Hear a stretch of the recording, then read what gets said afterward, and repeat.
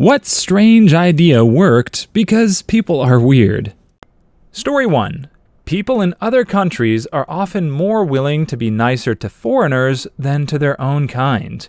Traveling around a small city in China last year, my friends and I were looking for a hotel willing to hold on to our luggage for us while we did some sightseeing around the city for the day.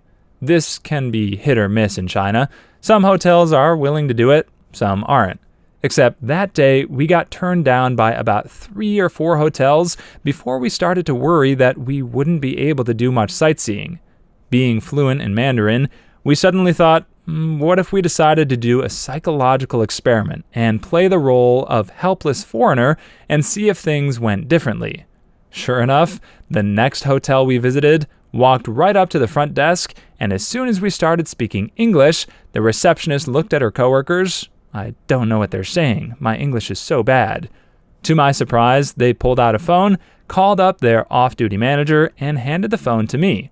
She spoke English, and so I explained to her what we wanted. She immediately said, "Yes, of course we can hold on to your luggage for you. Enjoy your time sightseeing."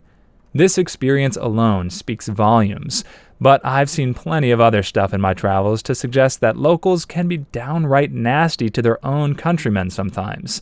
And those same people often are willing to put out all the stops to accommodate foreign visitors. I have no idea why this is. Probably due to the perceived helplessness of being a foreigner somewhere else leads to the locals being empathetic to your situation. If you're seen as a local or whatever, then most people will say you should have been responsible and had a plan beforehand. Story 2. Febreze. Hear me out, because the story is kind of interesting. When P&G first marketed and tested Febreze, they couldn't get people to get excited about it. They did some in-home testing where they gave homeowners, and especially pet owners, a case of Febreze. After a month or two with the product, some P&G reps visited these homeowners. In one such instance, they visited a woman who had 7 or 8 cats, and the whole house just smelled like cat pee. They sat down, trying not to pinch their noses, and asked the woman if she was using the product at all, and what she thought of it. She said, "Well, I started to use one bottle, but I found I really didn't need it." Stunned, the reps asked, "Have you ever thought to use it to manage the smell of, your cats?" The woman completely earnestly replied, "I tell you, it's the strangest thing. My cats don't smell." So they realized the problem. People don't notice smells in their own homes. So that's an example of a product not working because people are weird. Here's how P&G made it work. Not to be defeated by silly consumers claiming they didn't need their product, P&G conducted further research. What they found was that people were much more likely to use Febreze if it was part of a routine. So they marketed it as a part of a cleaning process.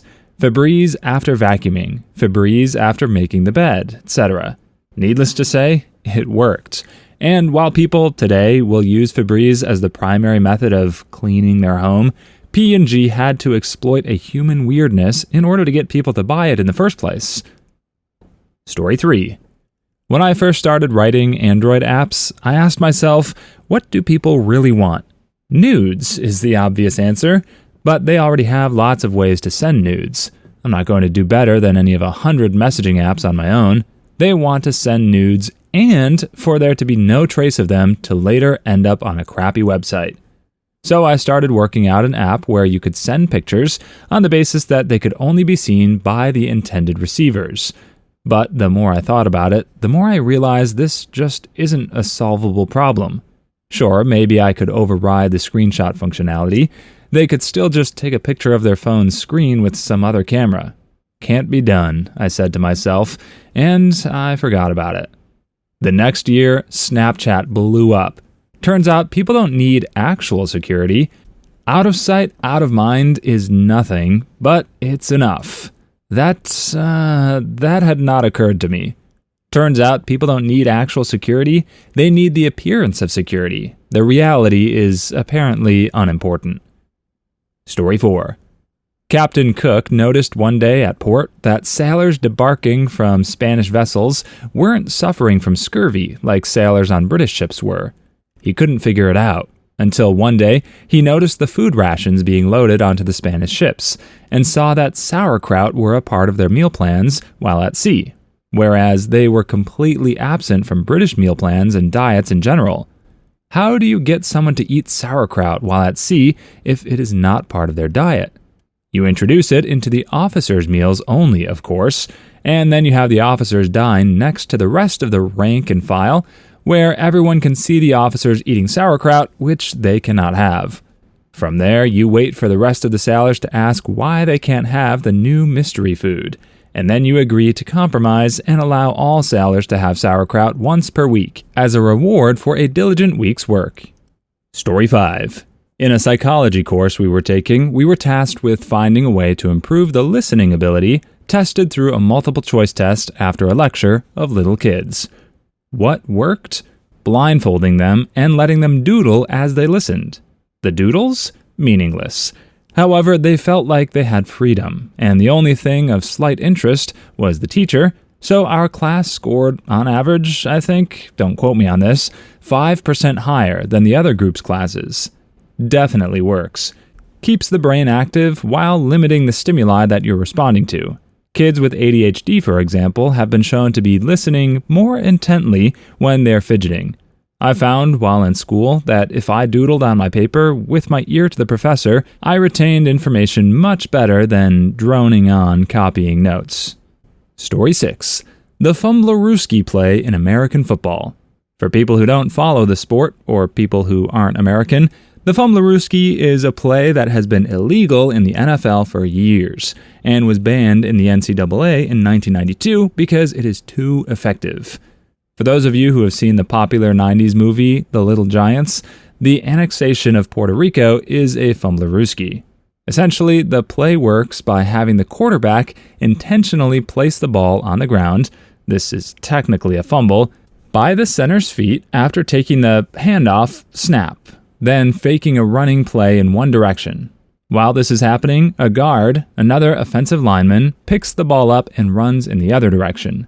As dumb as it sounds, the play works because it's almost impossible to read a Fumblerooski as it's happening. Obstructed vision of what the quarterback does, combined with quick timing of the intentional fumble, means that you can't really see that he's done it.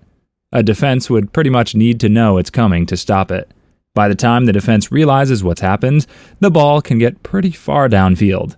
Depending on how close to the end zone they were, it often results in a touchdown. Story 7. Houston Airport got a lot of complaints that it took baggage too long to get to the baggage claim, and people had to wait a long time. They moved the baggage claim farther away from where you get off the plane, and even though it took just as long, because people had to walk there, they didn't complain. It's why elevators tend to have shiny surfaces in the waiting areas. If you put a mirror by an elevator, people don't worry as much about wait times, because they can look at themselves. Story 8. Cooking shows. It makes sense now, but when they launched, they were lambasted by everyone, because in the pre-DVR era, who would be able to follow along in real time? Of course, the whole thing makes sense now because it's more of an educational approach than an interactive one, but at the same time, it also feels like a great tease to the audience. So, you want me to pay for a show where we film you cooking food the person doesn't eat, and you talk to them via the camera how tasty it is, and you don't pause to have them follow along, and you speed up the cook and prep times so a 3-hour recipe looks like it takes 22 minutes? That sounds like a strip club for food, without the benefit of touch or smell. Story 9. Giving your credit card info and address to a website online in hopes they send a product to your house in a short period of time. I still remember as a kid convincing my mom to let me use her card to make the family's first online purchase, a pinball game. She was so resistant and paranoid to put her info out there, and Dad was actually mad after and was convinced we'd been scammed for a week until the game actually came. Story 10. When Cadillac downsized and modernized their cars, they were shocked at the fact that the post-purchase survey respondents kept complaining about the car's fuel efficiency. It was bewildering because the new cars got much better gas mileage than the models they replaced. Eventually, they figured out what was happening, and it came down to the digital instrument panel. There wasn't anything wrong with the cars. The gauge for the 18-gallon tank would read F until a gallon was used, then read numerically 17, 16, 15, etc. The fix was simple. They programmed the display to read F until the tank got to 16 gallons, skipping over 17, so it read F twice as long. The complaints about lousy gas mileage disappeared. Story 11. Wikipedia. It took a long time to become a high-quality source, but the desire of people to correct misinformation is so strong that once there was a high volume of information, the quality gradually surpassed that of traditional encyclopedias. It's amazing that it worked. I remember writing most of the article on jackalope and a good chunk of the one on mosh pits back in 2003 when they were both stubs. Story 12. Cesarean section, C-section. I could just see the first time. Trust me, guys, I've got this all figured out. I'm going to cut the baby out and everyone's going to be fine. Unfortunately, there was quite a bit of time between the first person who thought to cut the baby out and the first person who thought, hey, maybe there's a way to cut the baby out and not kill the mother in the process. Story 13. The Snuggie. It's just putting a bathrobe on backwards. Not a fan of it, but apparently it's great for people that have to use wheelchairs. It doesn't slip like a blanket, covers a lot of the body easily while still allowing use of hands, doesn't have the discomfort of a thick collar or backwards sleeves that just wearing a robe backwards has, and is easier to remove for users and caregivers than coats or robes worn frontwards. Story 14. Making cake mixes requires more work and increased sales. Betty Crocker cake mixes weren't selling well when they were first introduced. Women felt that because they weren't doing anything other than adding water, that they weren't working hard enough. The company then made it so you had to add eggs as well, and they started flying off the shelves. Story 15. Injecting yourself with a dead virus to protect yourself from live versions of that same virus. I know to most of us this process and how it works makes sense, but imagine how weird it must have been a long time ago. Body, I have found a dead enemy. Reverse engineer it to kill a living enemy. Story 16.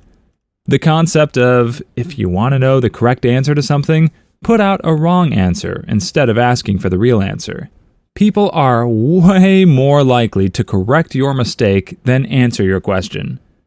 Yeah, I think it's called Poe's Law. Story 17. Grey Goose vodka wasn't selling well, so they just tripled the price, and sales went through the roof. Everybody thought, it's more expensive, it must be better and really fancy. Also, Grey Goose made their bottles so skinny and tall, so they would have to be placed on the top shelf. Story 18. A man decided he was going to try to get a house by making a series of trades that started with him trading one red paperclip. He succeeded in his quest to trade from a paperclip to a house. Looking at the list, there are some really odd trades that make you think, what the frick, why? Story 19. How you doing? Everyone still asks it, even though the answer is always a rote, good. Mix it up by responding, frisky, real frisky. Story 20. Honey.